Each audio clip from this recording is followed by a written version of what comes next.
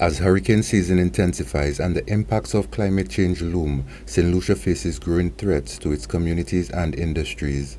Among the most vulnerable are the island's fishers and the rapidly expanding sea moss farming sector, which has been making strides in international markets. On a recent episode of Agriculture on the Move, Fisheries Assistant Rita Strawn-Mitchell highlighted the importance of understanding weather warnings, stressing that timely advisories are crucial to protecting both lives and livelihoods. We have the Tropical Depression Advisory. It provides information on the development and threats of a tropical depression, which becomes a threat to land and the coast, right?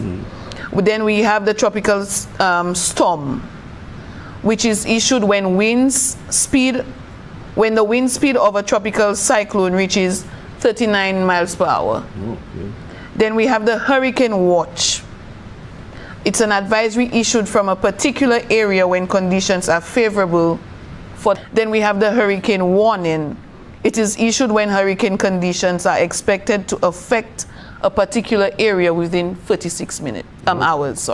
Vaughn Serrier, an aquaculturist with the Department of Fisheries, outlined measures that sea moss farmers can take to protect their crops and reduce damage during hurricanes. The main threat is loss of plants from wave action. So increased wave action during the hurricane, you would normally lower your lines to the bottom of the sea. So you put it on the seabed, and then the waves would affect it a lot less. You would have a lot less losses. You can also, if possible, harvest, dry, and store your sea moss inside. And for those who have dry houses for sea moss, or you could say greenhouses, but they dry it under a shaded structure, you can remove the cover of the shaded structure, and anything that can be blown away or that can be flooded, you would secure it somewhere safe.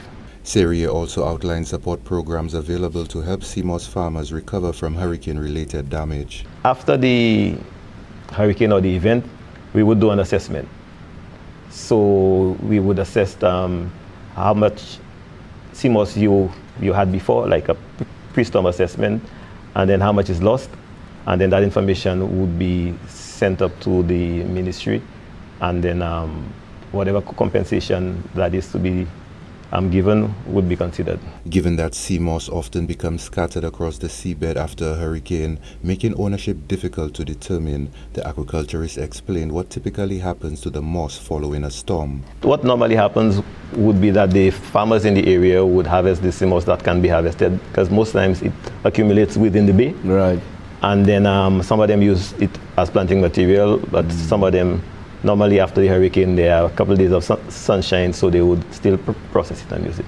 The problem of drifting sea moss after a hurricane raises questions about seabed ownership, and Serrier explained the steps the department is taking to better manage seabeds and ultimately grant farmers official title to their sea moss cultivation areas. Possible conflict in terms of whose sea moss and all of that. We know that the whole idea of management of areas and ownership is an issue.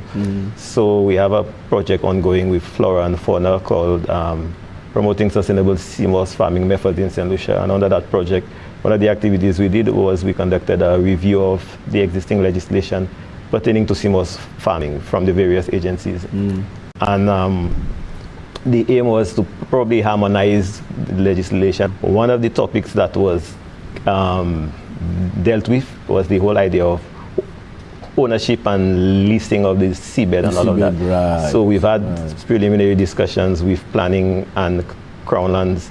So that is an area soon we're going to have some information to bring to the farmers.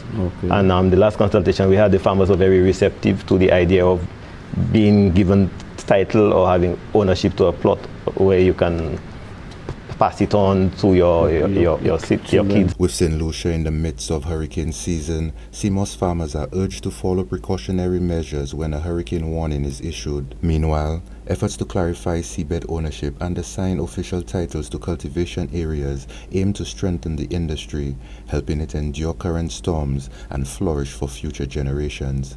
For Choice News Now, I am Direct Lionel.